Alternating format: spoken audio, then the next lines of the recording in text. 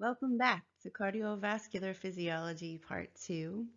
This is the second segment of this chunk of lecture material. In the first segment, I talked through slides 1 through 79, where slide 79 is where venous return begins. In today's segment, I'll talk you through point 5 here, venous return, again starting at slide 79, and we'll go through the end and we'll do a quick overview of various types of cardiovascular disease. Venous return refers to blood returning to the heart through veins. The cardiovascular system is a closed loop. Venous return on this diagram is shown on the left. VR means venous return, and venous return is the volume of blood returning to the heart in systemic circulation. And venous return must equal cardiac output. Cardiac output is shown on the right, and cardiac output is the volume of blood that's pumped by the ventricle in 1 minute. So because we have a closed circuit, cardiac output must equal venous return on average over time. If it didn't, then that would mean that we'd have a buildup of blood somewhere in the cardiovascular system, and that doesn't happen. The primary mechanism by which cardiac output equals venous return over time is the Frank-Starling mechanism in the heart. You'll recall that during every cardiac cycle, the ventricle always ejects the same volume of blood that it received. So should venous return increase, the next ventricular systole will pump a greater volume of blood. And so cardiac output always equals venous return, and the primary mechanism that ensures that is the Frank-Starling mechanism of the heart. So there are several mechanisms in place to make sure that all of the blood that's pumped by the ventricle makes it all the way back to the heart. And our three mechanisms are shown here. There's a pressure gradient, a skeletal muscle pump, and a respiratory pump. We'll take a closer look at each of these. We've seen this diagram several times now, and it shows pressure inside the different types of vessels moving away from the heart and then back toward the heart.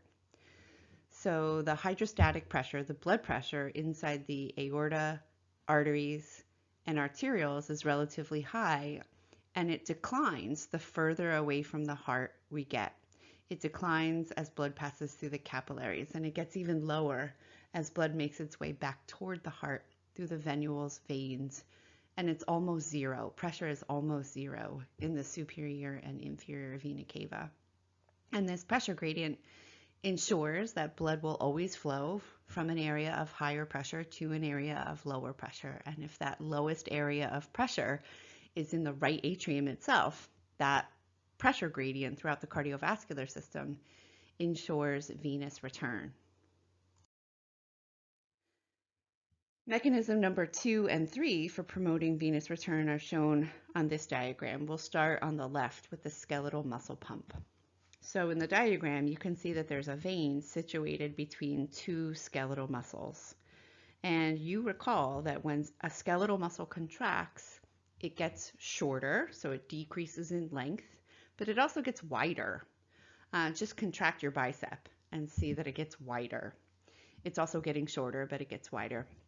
And so when we have a vein that's situated between these two skeletal muscles, it means that when those muscles contract, they're going to compress that vein.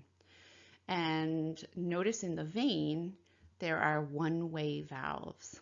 These valves prevent or limit the backward flow of blood.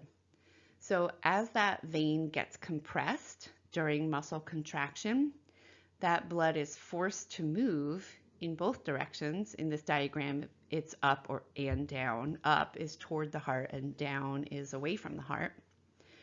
The blood that's flowing towards the heart helps to open and keep open the one-way valves shown there. And the blood that flows away from the heart during skeletal muscle contraction, that backward flow of blood is limited by the presence of that one-way valve. The valve will close, so that blood is unable to flow too far in the wrong direction. And when those skeletal muscles relax, the compression is eased and blood flow through the vein returns in the direction of the heart until the next time those skeletal muscles contract. That's the skeletal muscle pump. Perhaps you have firsthand experience with the importance of the skeletal muscle pump. And maybe you've witnessed people who stand still for long periods of time. It's very common for someone to pass out. So in a typical classroom setting, I poll the room and a few hands go up. And these people, the students who raise their hands, they are inevitably in the military. And they have witnessed during military exercises where they are required to stand at attention for long periods of time, and I mean an hour or more. Inevitably, somebody in the group passes out, and that fixes their venous return problem. So to prevent that, to enable a body to stand still for long periods of time, you can do isometric contractions. So you're standing still, but you are voluntarily contracting and relaxing different groups of muscles in your legs. Our second mechanism on this diagram that promotes venous return is the respiratory pump. And what it has in common with the skeletal muscle pump is that it applies compression to large veins. And here, the large veins that we're talking about are in the abdominal cavity. And the compression of these veins in the abdominal cavity is the result of pressure changes that occur during the respiratory cycle. So I hope you'll recall that the diaphragm is the primary muscle responsible for pressure changes in the thoracic cavity that drive inhalation and exhalation. So we'll start in the respiratory pump. We'll start with the image on the left. So during inhalation, that diaphragm is going to descend. And when the diaphragm descends, it decreases the volume of the abdominal cavity. And that's going to increase intra-abdominal pressure. And that increase in intra-abdominal pressure compresses the large veins that are in the abdominal cavity. And that compression has a similar effect, as we see more clearly illustrated in the panel to the left in the skeletal muscle pump. Those veins also have one-way valves. And then if we move over in the respiratory pump to the image that's on the right, during exhalation, the pressure situation is reversed.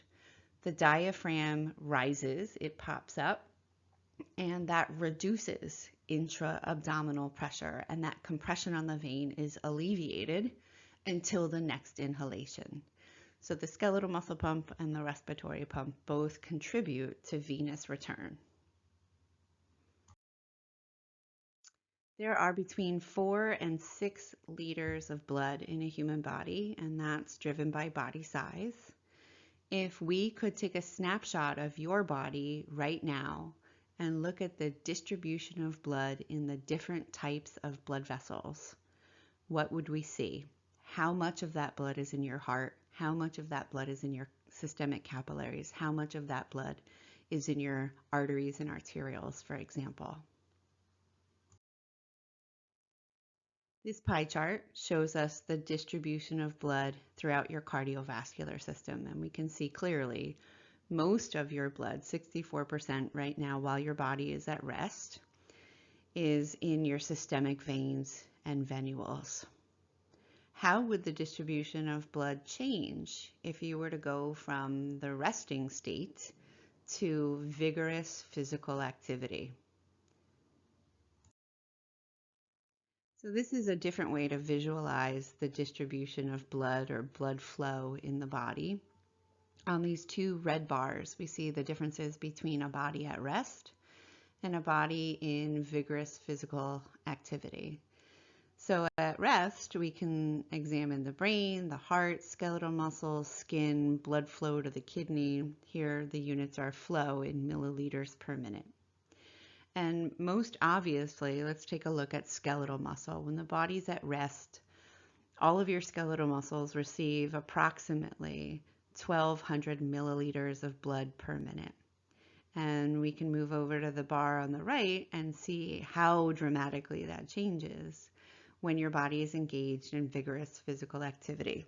Here, this person's body is, their skeletal muscle is receiving more than 12,000 milliliters of blood per minute. And this is because active skeletal muscle has an increase in metabolic demand. It requires more oxygen, more nutrients to continuously allow those cells to manufacture the ATP required to support the contraction cycle. There are some other interesting changes as well, and some other ways that don't change that are also interesting. So look at the brain, for example. At rest, the brain receives roughly 750 milliliters per minute, and that doesn't change during physical activity. Your heart, it does change. So during physical activity, the heart muscle itself, that cardiac muscle tissue, works harder as the heart beats more vigorously. And so those heart muscle cells also require an increase in the supply of oxygen and nutrients, and they also require that more wastes be carted away. Let's take a look at your skin going from resting to vigorous physical activity.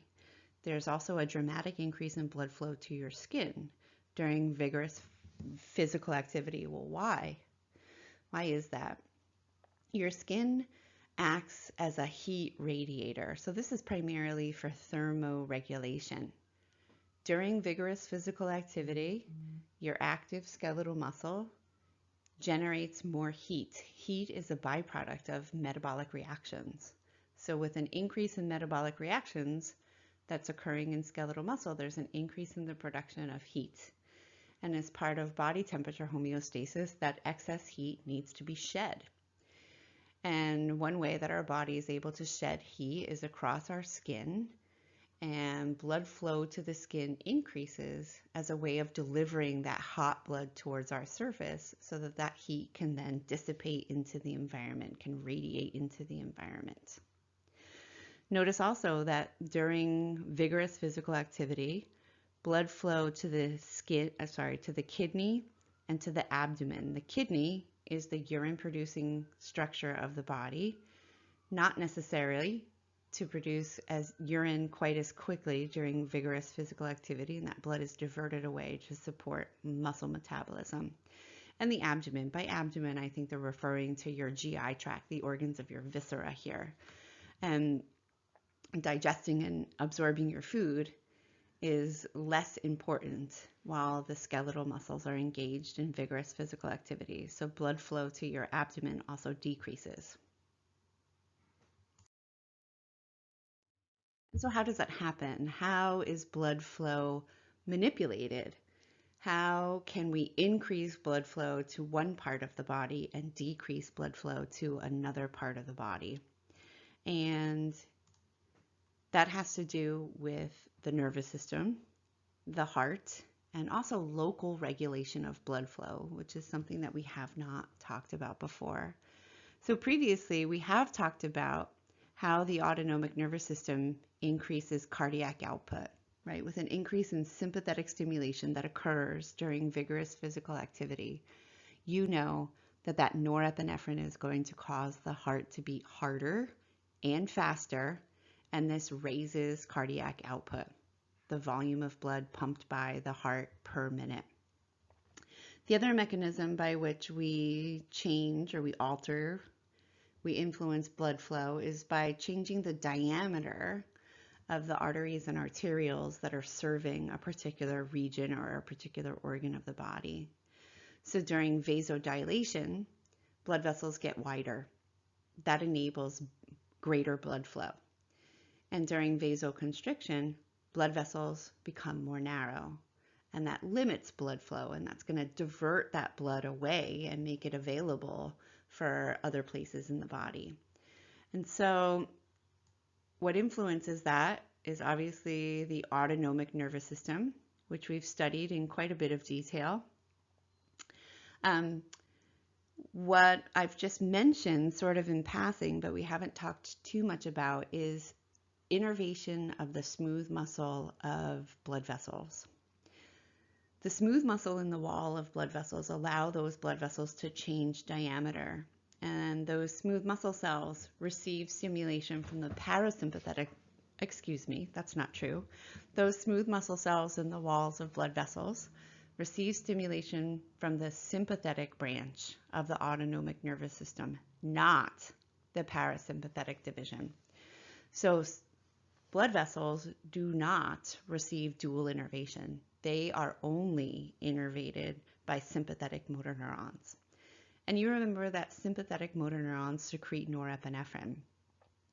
And depending on where the blood vessels are located, norepinephrine can have opposite effects on that smooth muscle in the wall of the blood vessels. So if we're looking at blood vessels that are serving skeletal muscles, norepinephrine has the effect of inducing those muscle cells to relax. And that leads to vasodilation. So under the influence of norepinephrine, smooth muscle cells in the walls of blood vessels serving skeletal muscles vasodilate to increase blood flow. The opposite is true for blood vessels that are delivering blood to the GI tract, to the viscera in the abdominal pelvic cavity. In response to norepinephrine in the viscera, blood vessels vasoconstrict.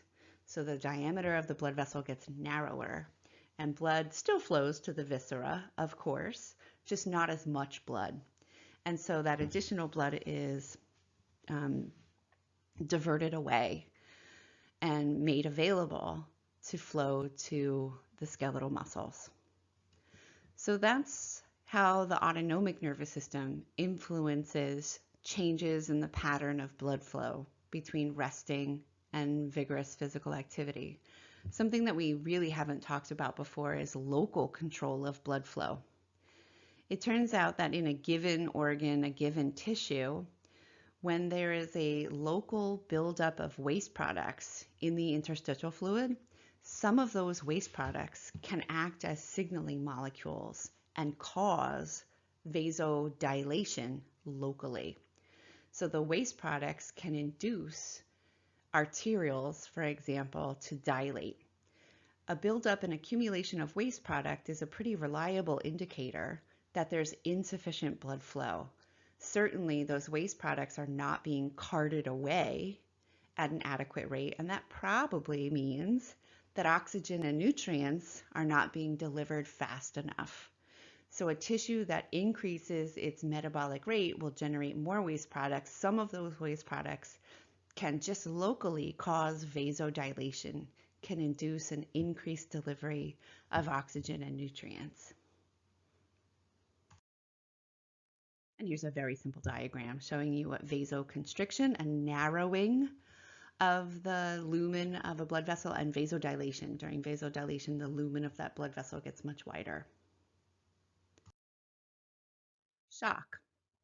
So shock means that the cardiovascular system, for one reason or another, the cardiovascular system is unable to deliver adequate oxygen and nutrients to the tissues. There are many different causes of shock. What they have in common is it's a failure of the cardiovascular system, essentially to pump blood, to deliver nutrients. And whatever the underlying cause, and we'll go through some of the underlying causes in a moment, whatever the underlying cause, they all result in hypoxia. Remember, hypo below means below or too low. So hypoxia is insufficient oxygen delivery. And you know that cells need oxygen to produce adequate amounts of ATP. Oxygen is an ingredient that moves into the mitochondria for aerobic cellular respiration. So when the cells are receiving too little oxygen, it disrupts ATP production, and it can, in severe cases, lead to death. So there are 4 types of shock, and what distinguishes them is the origin of the problem. And we'll talk about each of these. The name of the type of shock contains a lot of information. So hypovolemic shock. Hypo means below, beneath. Volemic means volume. So hypovolemic shock is caused by having low blood volume. Cardiogenic shock. Cardio means heart, genic means generate. And so cardiogenic shock originates when the heart is unable to pump blood adequately. Obstructive shock. An obstruction is some type of blockage that prevents the adequate flow of blood. And then vascular shock. Vascular means blood vessel. So something's going on with the blood vessels that leads to inadequate delivery of oxygen and nutrients. All right. So hypovolemic shock. What factors might lead to somebody having an insufficient quantity of blood in their bodies? Most obviously, massive bleeding. So hemorrhaging, blood loss. We can lose blood at a much faster rate than our body is able to replace it. That's going to lead to low blood volume and low blood pressure. So will severe dehydration. So if somebody's in a no water, no liquid circumstance, they're stuck out in the middle of the desert, they will very quickly die from dehydration, and ultimately that's hypovolemic shock. But also in our homes, in our normal day-to-day lives, we can have a stomach bug, for example, that causes pretty severe diarrhea and vomiting. With diarrhea and vomiting, we're always losing water, and we may not be able to gain sufficient water as well as solutes to keep our blood volume up. Cardiogenic shock is caused when, for some reason, the heart stops acting as an effective, efficient pump. So the blood stops circulating adequately. And we'll talk about both heart attacks and congestive heart failure in, I think, the next section when we talk about various types of cardiovascular disease. Obstructive shock. So something is blocking blood flow.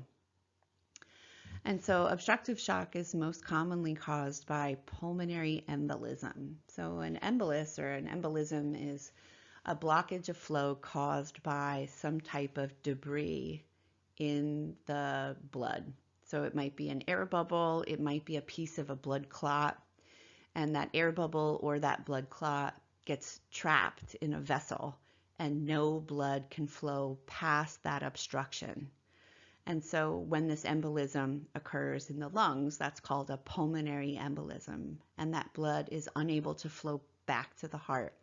So that closed circuit, known as the cardiovascular system, that flow gets disrupted, leading to obstructive shock. And then we have vascular shock, and there are several subtypes of vascular shock. But what happens during vascular shock is something causes massive vasodilation all over the body. So we have this closed set of tubes, right? And a liquid is circulating through that closed set of tubes. Imagine what happens to blood pressure if suddenly most of the tubes get a lot wider. Blood pressure is going to plummet, and blood pressure becomes insufficient for that pressure gradient that we looked at before. That pressure gradient is no longer effective at allowing blood to flow through the cardiovascular system. So what are some underlying causes of vascular shock? Why might blood vessels suddenly all over the body vasodilate, causing this dramatic decrease in pressure? So these are our 3 types of vascular shock: anaphylaxis, septic, and neurogenic. So anaphylactic shock is typically caused by a severe allergic reaction, a life-threatening allergic reaction. And many of us are, or we know or love someone who has a life-threatening allergy to peanuts or bee stings, something along those lines. And an allergy, what an allergy is in general, whether you have mild seasonal allergies or you have a severe allergy, an allergy is an inappropriate response of our immune systems. So the immune system is supposed to vigorously respond to legitimate threats. Our immune systems are supposed to vigorously respond to eliminate, let's say, bacteria and viruses that could infect us, that could possibly kill us. During an allergy, the immune system responds to something that can't actually harm us. So if you're allergic to pollen, if you have mild seasonal allergies, chances are you have an allergy to pollen. Well, pollen can't actually kill you. Pollen is plant sperm. And so that plant sperm, that pollen grain, has no business being in your nose or being in your eye, and it can't multiply, it can't infect you. So it's not actually a legitimate threat. But the immune system in somebody who's allergic to pollen, the immune system recognizes that pollen grain and treats it as though it is a threat, like a virus, a fungus, or a bacterium. And so those symptoms of allergies develop. You get the watery eyes and the runny nose, and perhaps you even have a cough. And so part of an allergic reaction is the release of a type of immunomodulator substance known as histamine. There are several subtypes of histamines, and histamines are immune system signaling molecules. And there are many different immune system signaling molecules.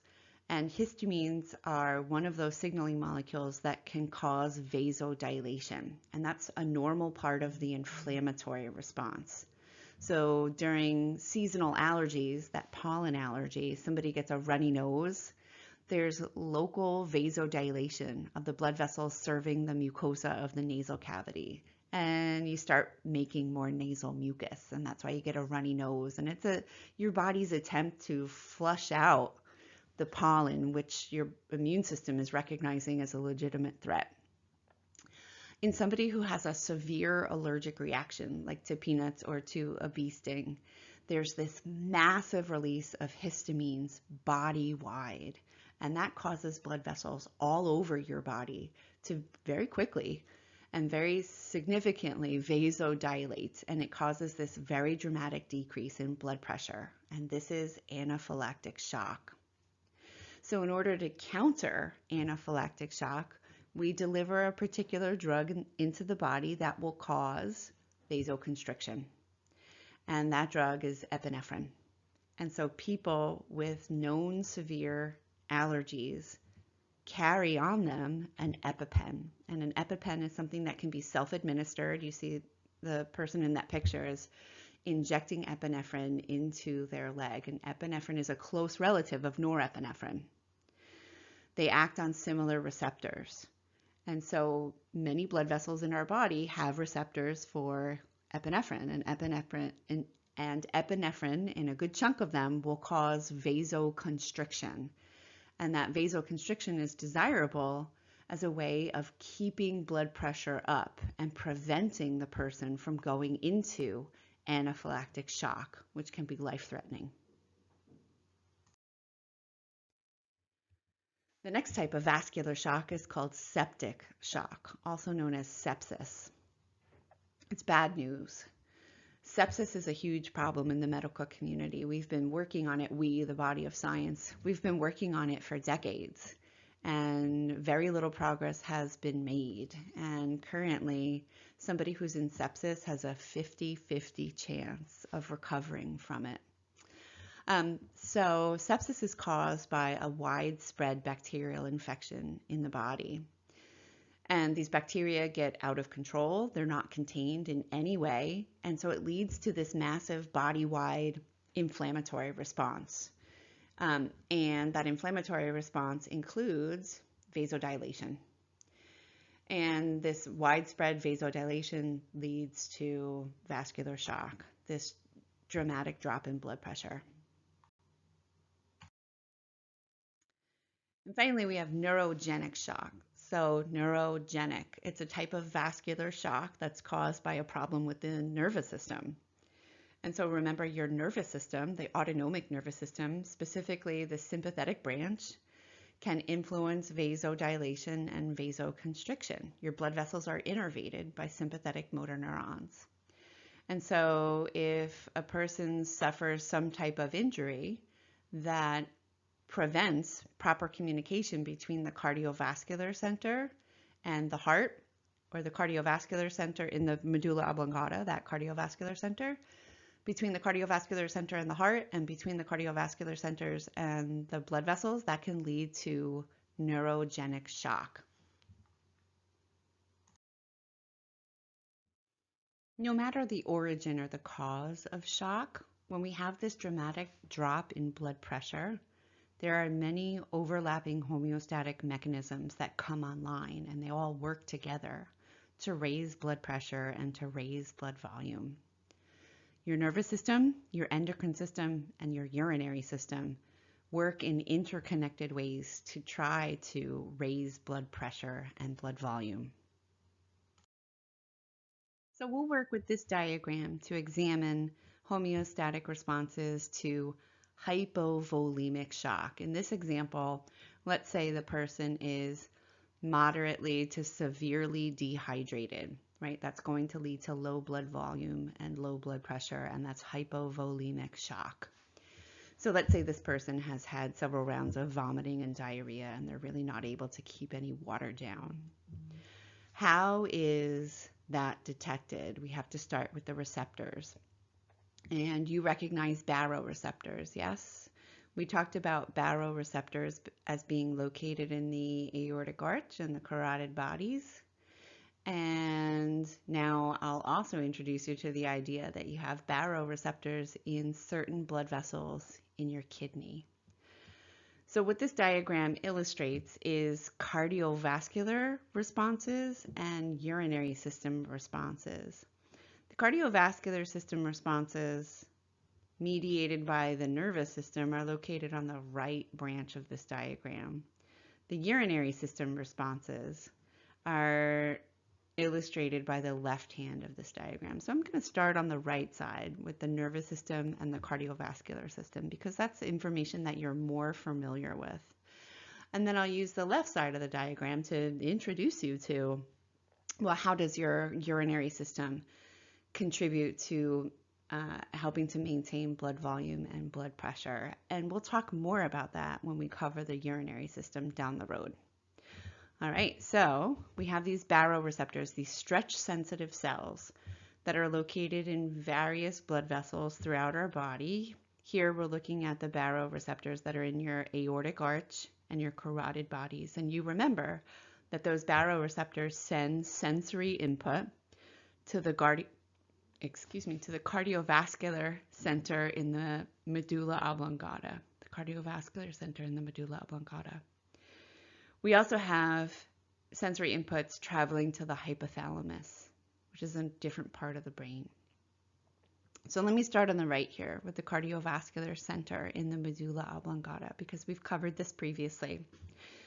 So the cardiovascular center receives sensory input from those baroreceptors, and that information encodes, hey, blood pressure is too low. Blood pressure is too low. The cardiovascular center receives that sensory input and decides upon a motor output. And the motor output that the cardiovascular center generates is both to the heart as well as to blood vessels. And there's going to be an increase in sympathetic stimulation to both the heart and the blood vessels. The heart, you know the effects of an increase in sympathetic stimulation to the heart. The heart rate will increase, so the heart will beat faster, and contractility will increase. The heart will beat harder. And both of those are mechanisms for trying to raise blood pressure. If we can get that heart to beat more times per minute, and if we can get that heart to beat harder, that will increase blood pressure. And then for the blood vessels, many blood vessels around our body respond to an increase in sympathetic stimulation by vasoconstricting, especially the blood vessels that serve our gut, our viscera. So by vasoconstricting, by narrowing the diameter of those blood vessels, we're narrowing the lumen of the tubes in this closed system. So that is another method of raising blood pressure. All right, moving over here to what's going on in our hypothalamus and our pituitary. This is new territory for us. So in response to a drop in blood pressure as detected by those baroreceptors, so we're doing this pathway here, the hypothalamus, which is part of the diencephalon, will cause the posterior pituitary gland to release a particular signaling molecule. And now I've obscured it a little bit with my drawings, but it's called ADH. ADH is also known as vasopressin, and ADH stands for antidiuretic hormone. When we get to the urinary system, we'll talk a lot about antidiuretic hormone. So think of it as just an introduction here, and we can follow the arrows. It turns out that at high doses, at high levels, ADH can also stimulate vasoconstriction in some of our blood vessels. And then ADH, its primary mechanism of action, is on the kidney here. And we'll talk about exactly how when we get to the urinary system, but the effects of antidiuretic hormone on the kidney is to help your kidneys retain water, to hold on to as much body water as they can, to make a very small amount of concentrated urine. And by holding on to as much body water as possible, we can help maintain blood volume. By reducing our urine output, we can limit the loss of more water from the body in urine. All right, so now we're going to move over to the left side, the left branch of this diagram. So we've already started talking about the kidneys a little bit. So we have these baroreceptors in our kidneys, and they are baroreceptors, so they're stretch sensitive cells that respond to changes in pressure. And in response to low blood pressure, low blood flow in the kidneys, very particular cells in the kidneys secrete an enzyme called renin. And renin is the beginning of what's known as the RAA pathway. And it's a homeostatic function that we'll cover in great detail when we get to the urinary system. So just consider right now, this is an introduction to the RAA pathway, where R stands for renin, A stands for angiotensin, and the other A stands for aldosterone. So the renin-angiotensin-aldosterone pathway. And big picture here, the RAA pathway supports a whole suite of homeostatic responses that all work together to raise blood pressure and raise blood volume. So just as a superficial introduction, in response to low blood flow in the kidneys, certain cells secrete an enzyme into your blood called renin.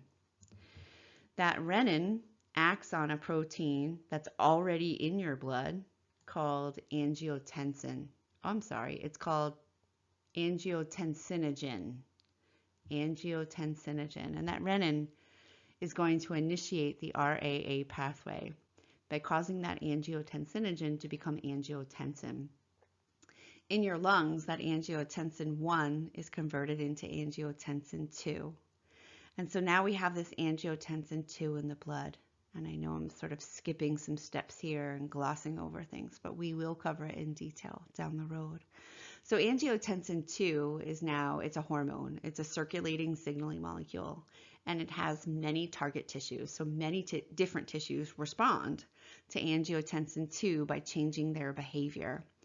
And in this diagram here, I'm just going to follow the arrows. So angiotensin 2,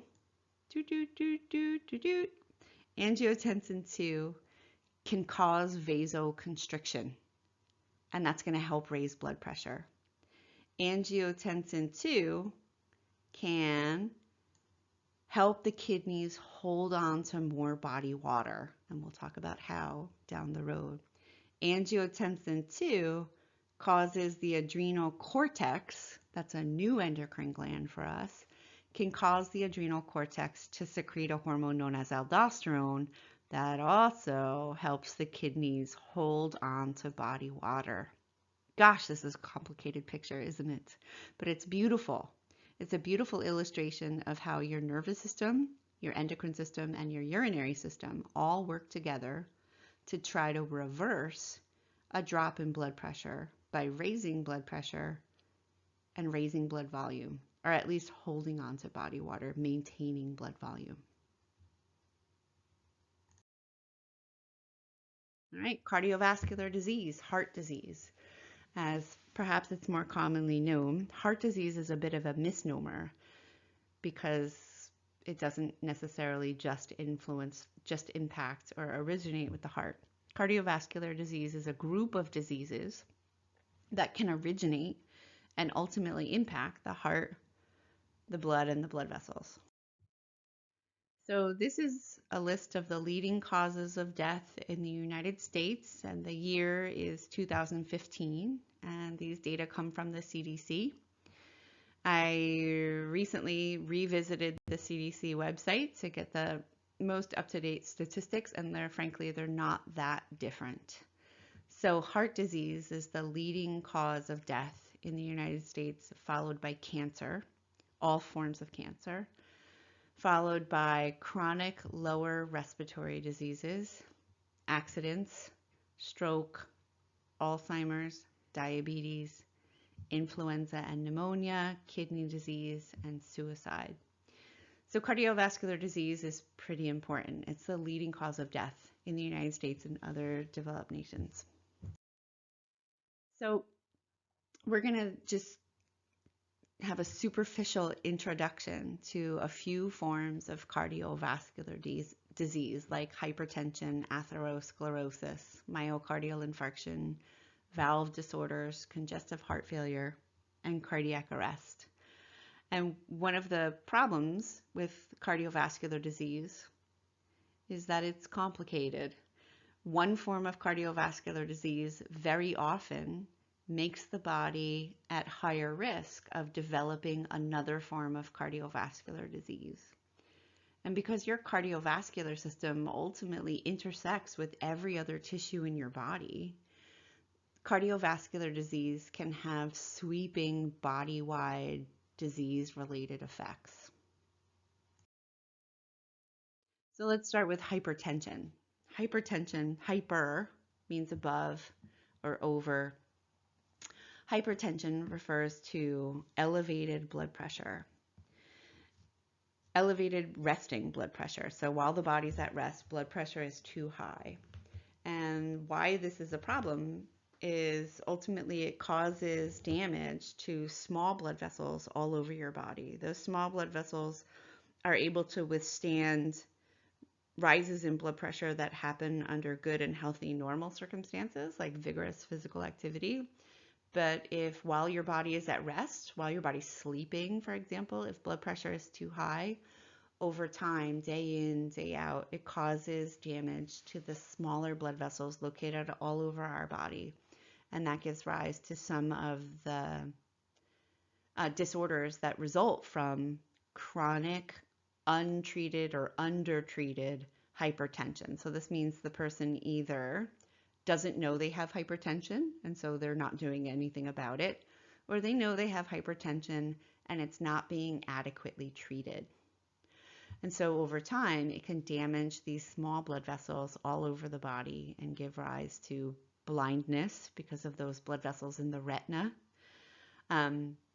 It can give rise to kidney failure, the glomeruli, those capillaries that are in the kidney, they can become damaged. And so now that filtration mechanism no longer happens properly, for example.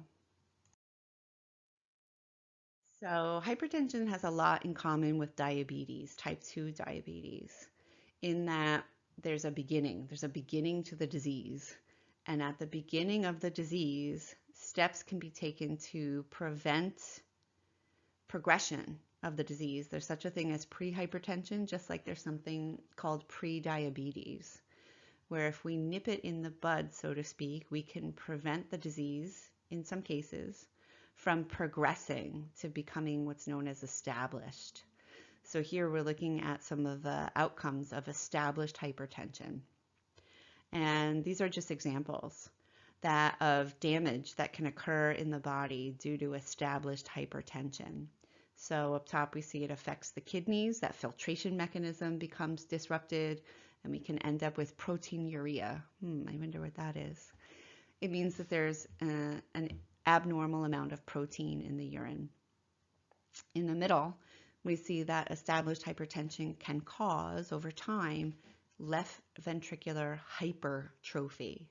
So the ventricles of the heart become over enlarged, and that can lead to congestive heart failure. That's another form of cardiovascular disease that's on our list. And then in the brain, established hypertension can lead to retinopathy.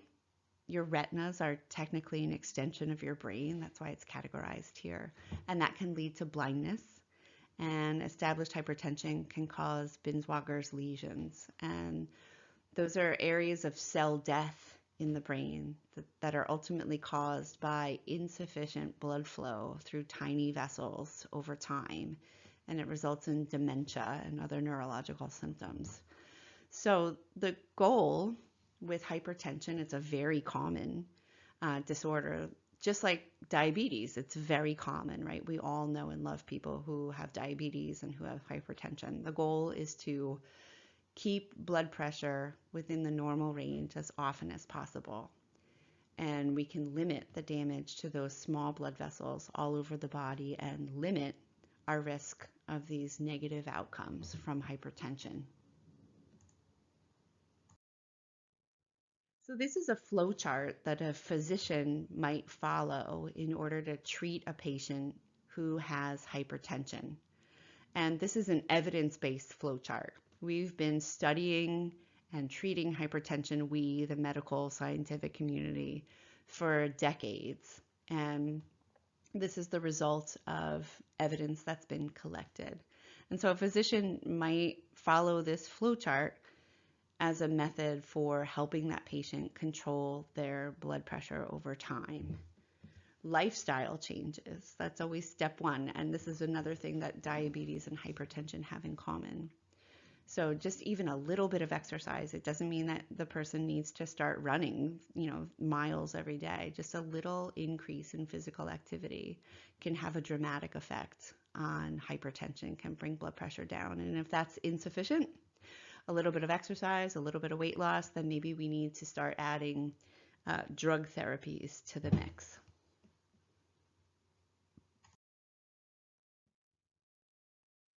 All right, another form of cardiovascular disease is called coronary artery disease. And that's when atherosclerosis affects the blood vessels that feed the heart muscle itself. Atherosclerosis is shown in the diagram in that blood vessel that's on the right. It's the buildup of a fatty plaque. And that fatty plaque has two consequences. Number one, it starts to occlude blood flow through that vessel. So the interior diameter of that tube gets narrower over time as that atherosclerotic plaque builds up. And so that can limit blood flow, and eventually it can totally block blood flow. And in the heart, if we block blood flow to part of the heart, that's going to lead to a heart attack, a myocardial infarction.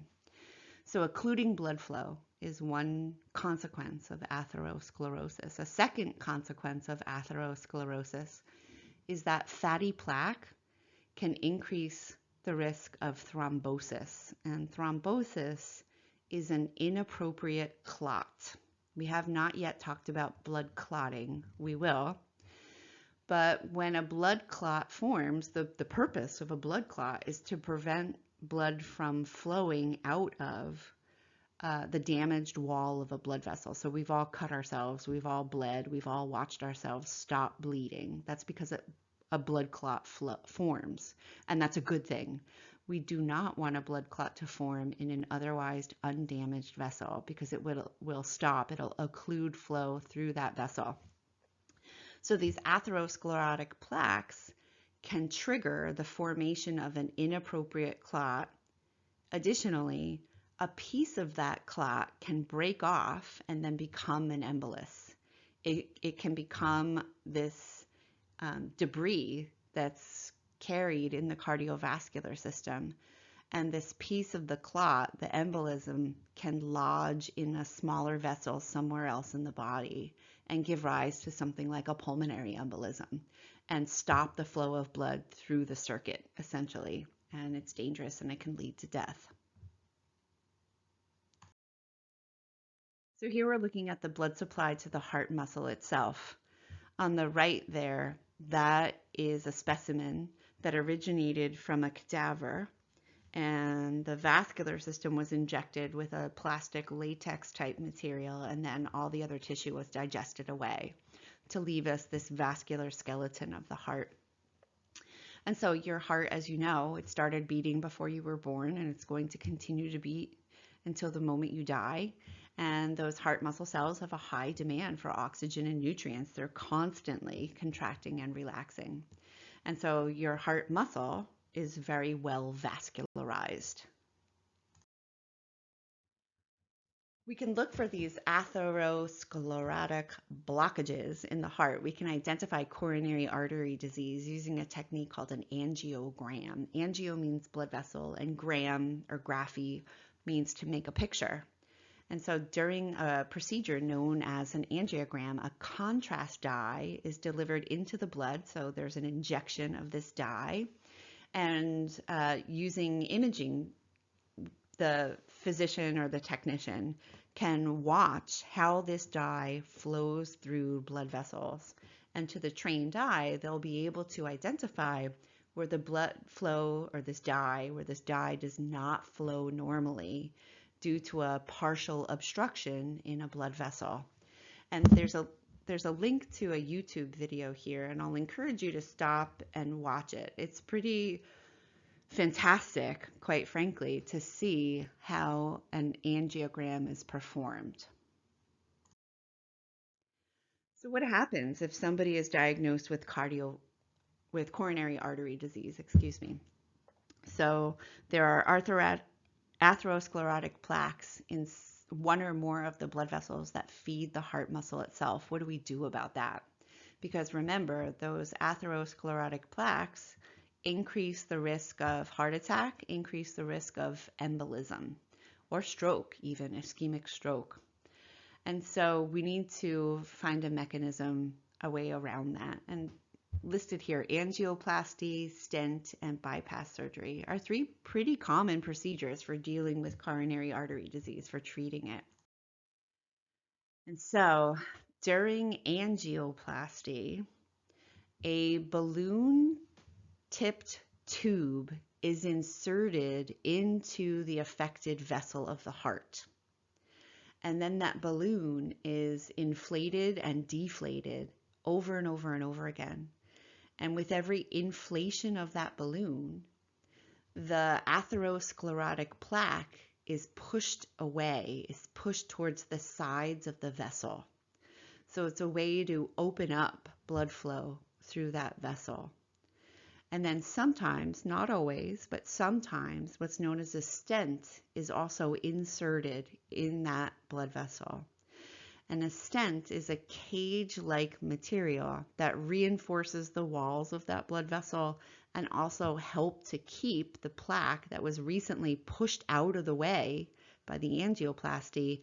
The stent keeps that plaque away from, or prevents it from, occluding flow through that vessel. So shown in this diagram is both angioplasty. Angioplasty is this balloon, and then the stent is this device that's left in place to maintain the work that was performed by the balloon. All right. Bypass surgery. Bypass surgery is a common technique. Perhaps you know and love someone who's had a coronary bypass or a double bypass, a triple bypass, a quadruple bypass. And so bypass surgery is used as a way to treat coronary artery disease. And the goal in bypass surgery is to physically create a bypass, a way for blood to flow to the heart muscle that bypasses the blockage. And so here we see the atherosclerotic plaque in this coronary blood vessel. During the surgical procedure, a blood vessel is harvested from somewhere else in the body. Often it's taken from the great saphenous vein in the thigh. You have way more veins than you need, so it's a pretty easy thing to sacrifice a vein so that we can use it as a tube to create a bypass. And so the surgeon will attach, in this case, attach one side of that tube to the aorta and attach the other end of that tube somewhere downstream of the blockage. So now blood can flow directly through the aorta down to the heart muscle tissue here, and we've just bypassed that blockage in the coronary artery. And here's a diagram showing a heart that's had a quadruple bypass, where quadruple means 4. So during this surgical procedure, 4 tubes are installed in order to bypass blockages in several different vessels, as shown here. So a heart attack. Heart attacks are very common. Many of us know and love someone who's had a heart attack or a myocardial infarction, also known as an MI for short. So during a myocardial infarction, blood flow is blocked to a particular region of heart muscle tissue. And with inadequate blood flow, that means there's inadequate delivery of oxygen, there's inadequate delivery of glucose and other nutrients to support ATP production. And so that affected area of heart muscle tissue will die. And that means that those cardiac myocytes can no longer contribute to the heart being an effective, efficient pump. And so here we're looking at a cadaver heart where there's a fairly large region of scar tissue. And so we know that in the past, this person suffered a myocardial infarction. Because there's scar tissue here, we know that this myocardial infarction did not kill the patient immediately, right? It takes time for scar tissue to form. And so this person must have lived beyond their heart attack. Scar tissue, however, does not operate as normal heart muscle tissue would. And so this person probably had a reduced cardiac output, a lower cardiac reserve, because a pretty significant portion of the ventricles here is not able to pump blood.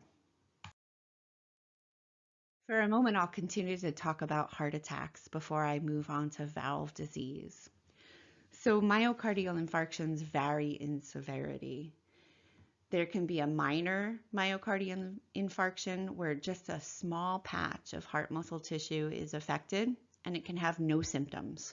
The person may never know that they've had a heart attack, and it might never be known. Only on autopsy would that be able to be determined. And then, of course, there are massive myocardial infarctions. A large blood vessel is occluded, and a large region of heart muscle tissue dies. And as a result of a massive heart attack, the heart is unable to effectively pump blood, and that very quickly leads to death. And then, of course, there's everything in between. Okay, valve diseases. So you know in your heart there are 4 one-way valves. 2 of the valves are the atrioventricular valves, or maybe you learn them as the bicuspid and tricuspid valves. Those 2 valves occur between the atrium and the ventricle, and they are intended to prevent blood from flowing back up into the atrium during the cardiac cycle. The other 2 valves are semilunar valves. Maybe you learn them as the aortic valve and the pulmonary valve. And these valves also prevent the backward flow of blood during the cardiac cycle. Well, valve disease includes stenosis and regurgitation. So in stenosis, the valve often calcifies. So there are mineral deposits on the valve tissue that can cause the lumen of the valve, the diameter of the opening of the valve, to get smaller and smaller over time. And so that's going to limit blood flow. And then in regurgitation, that refers to a leaky valve. Valves normally prevent the backflow of blood. So when that valve is closed, no blood should be able to flow through it.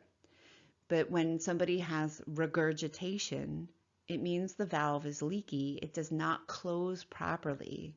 And with every cardiac cycle, a little bit of blood is able to flow backward. And so valve disorders can be treated surgically. Valve disorders can be treated surgically, not related to this picture here, but continuing from the previous slide, where a valve can be surgically replaced. We take out the problematic valve and we replace it with either an artificial valve or a valve derived from a pig. Our next form of cardiovascular disease is hypertrophy. So hypertrophy means an enlarging. And under certain conditions, hypertrophy in the heart is a good and desirable thing. If you recall from a previous lecture, one of the outcomes of regular endurance training is hypertrophy. The heart gets larger. It becomes a more effective, more efficient pump. The heart is able to pump more blood with every stroke. And so that's a good version of cardiac hypertrophy. There's also a bad version, and it's a form of cardiovascular disease. Let's say this person's had a heart attack or they have a valve disorder. In either circumstance, the heart becomes a less efficient pump. It's not able to move as much blood as it used to. And as a compensatory mechanism, as a way of trying to fix the problem, the heart will grow larger, more cells, more strength, more pumping. And in the beginning, it's effective. Just like in the marathon runner's heart, the person with hypertrophic cardiomyopathy in the beginning is able to compensate. But then the hypertrophy continues. The heart continues to grow larger. And eventually it becomes too large. And it becomes an even less effective pump. And so we can compare a normal heart on the left side to the hypertrophied heart on the right side. And just think about the lumen of the ventricles. Between the normal heart and the hypertrophied heart, there's less space in both the right and the left ventricles. So their stroke volume is necessarily going to decrease. This is the bad version of hypertrophic cardiomyopathy. Unfortunately, hypertrophic cardiomyopathy leads to congestive heart failure. And congestive heart failure is a progressive disorder, meaning it gets worse over time. And by worse, I mean over time, the heart gradually becomes less and less able to eject the same volume of blood that it receives. So in a normal healthy heart, by the Frank-Starling mechanism, each ventricle ejects the same volume of blood that it received. In someone with advanced congestive heart failure, the ventricles are not dynamic at all. They're only able to pump or to eject a fixed volume of blood. And so someone with advanced congestive heart failure can have zero cardiac reserve. Congestive heart failure affects one side of the heart first, either the right or the left, becomes unable to eject the same volume of blood that it received due to hypertrophy. And ultimately, congestive heart failure will come to affect the entire heart and the entire cardiovascular system.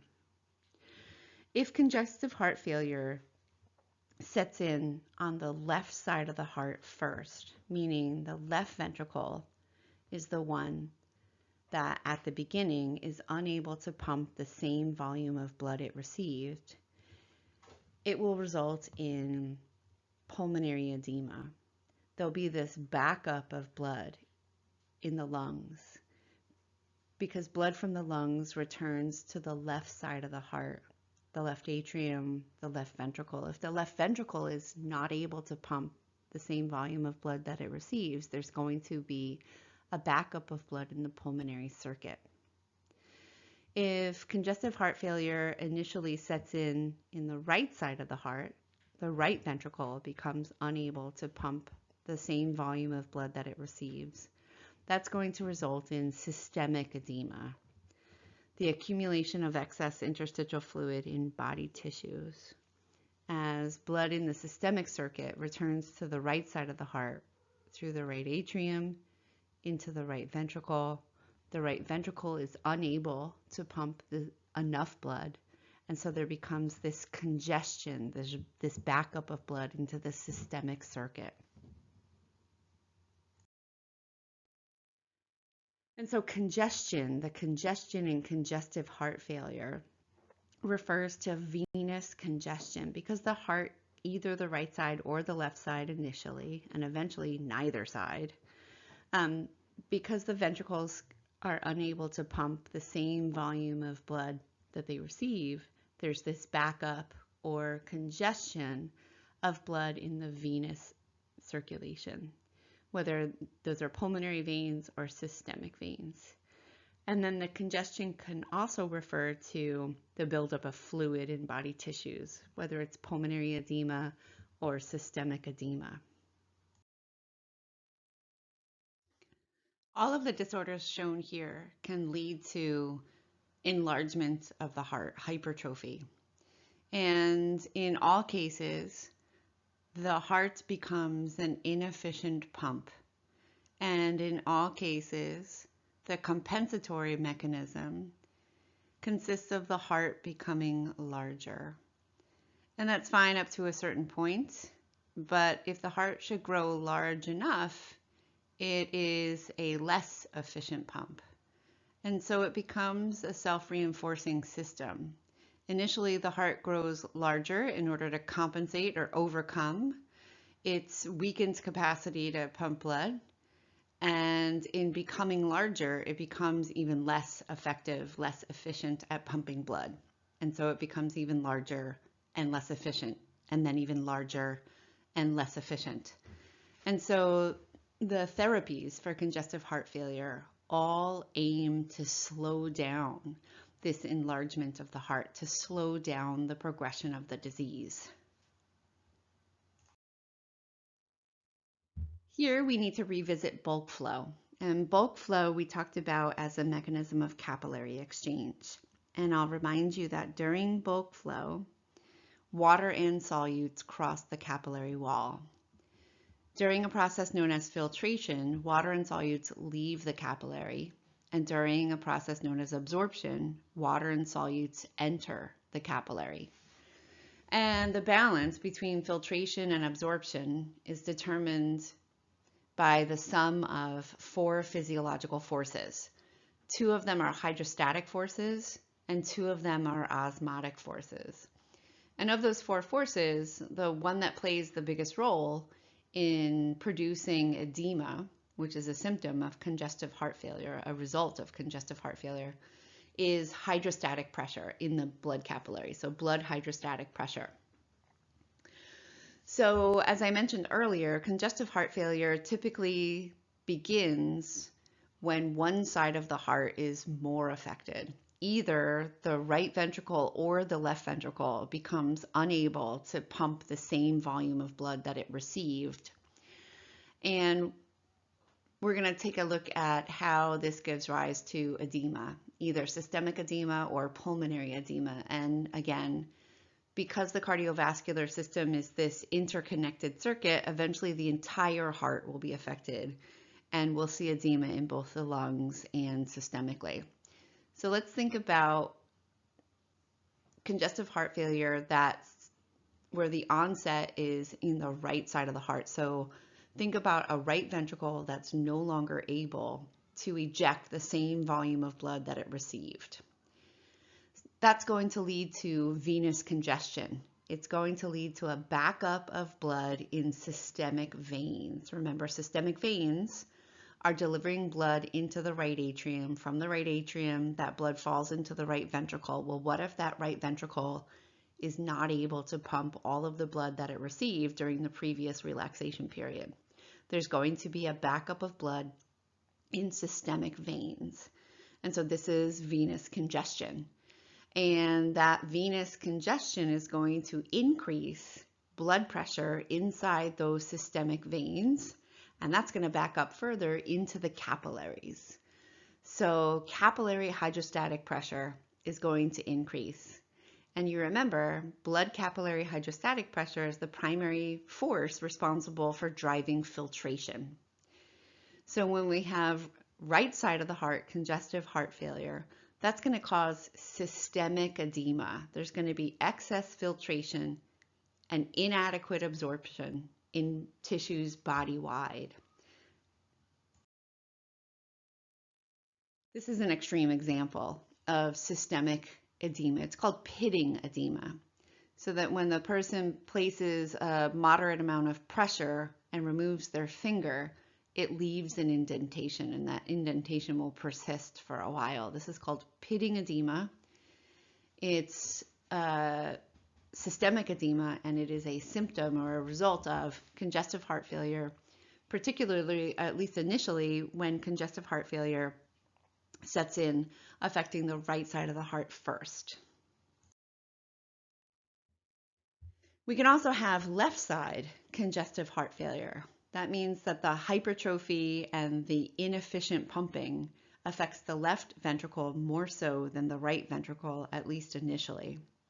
And left side congestive heart failure leads to pulmonary edema. If you think about what the left side of the heart does, the left atrium receives blood through the pulmonary veins. So it's collecting blood that's recently been through the pulmonary circuit, and blood in the left atrium falls into the left ventricle. And if that left ventricle is not able to pump all of the blood that it received during that relaxation period, it's going to lead to a backup of blood in the pulmonary vessels.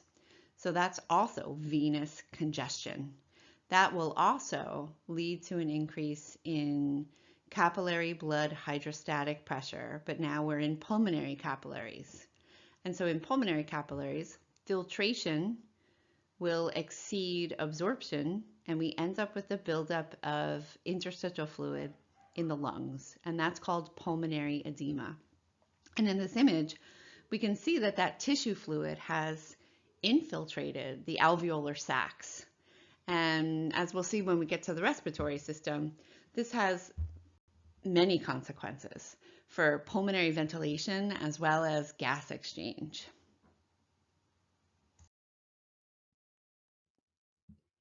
So a left ventricular assist device may be useful for someone who is in congestive heart failure. It may also be a therapy for someone who has recently suffered a heart attack. So an LVAD is an external surgically implanted pump that can act as an accessory pump to augment the pumping capacity of the left ventricle. It's not intended as a permanent fix,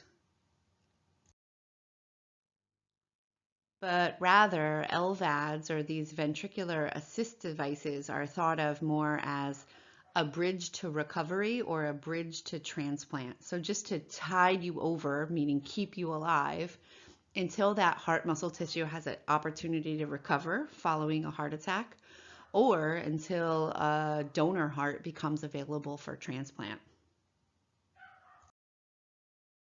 The final form of cardiovascular disease that we'll cover is cardiac arrest. During cardiac arrest, the heart stops pumping blood. And cardiac arrest, if not treated successfully, will very quickly lead to death.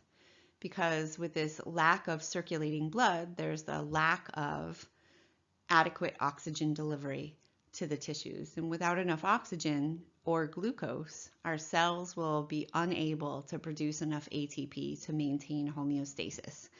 And if not treated very quickly, cardiac arrest will be lethal.